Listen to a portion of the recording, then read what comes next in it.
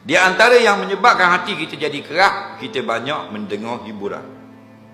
Hiburan tidak dilarang dalam Islam. Yang dilarang berlebih-lebihan dalam berhibur. Faham lagi? Batu kita tengok orang-orang yang terlibat dengan instansi hiburan, ke hati.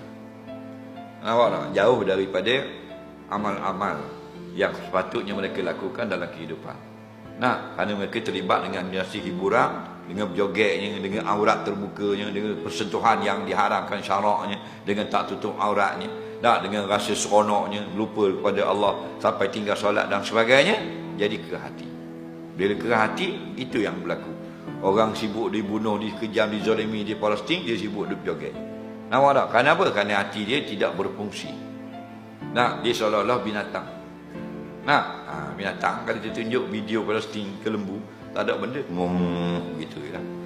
Nampak? Dia tidak ada tindakan nak simpati dan sebagainya. Nah, lepas tu nak berhibur boleh, jangan berlebih-lebihan. Nanti kita akan jadi ahli hiburan. Ahli hiburan jarang ya. Nah, mereka jadi lembut hati datang duduk di majlis-majlis seperti ini.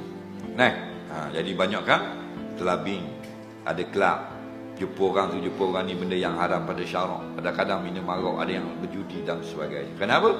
Kerana hidupnya nak seronok. Bila nak seronok saja, jadilah dia keluar daripada martabat manusia, turun pada martabat hayawan.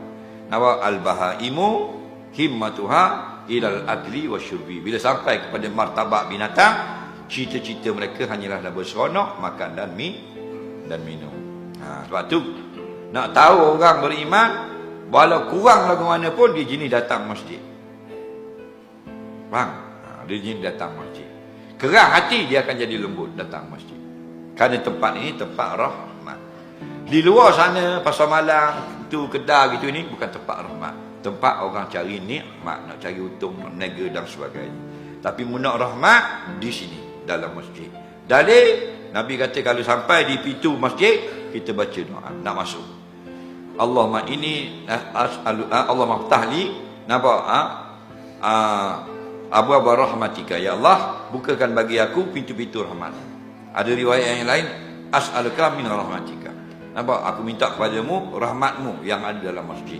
Tapi bila kita nak keluar dari masjid, nak keluar ke dunia, dari masjid ke dunia, Allahumma ini as'aluka min ni'matika, aku minta nikmat. Kerana luar sana nikmat, dalam ini rahmat.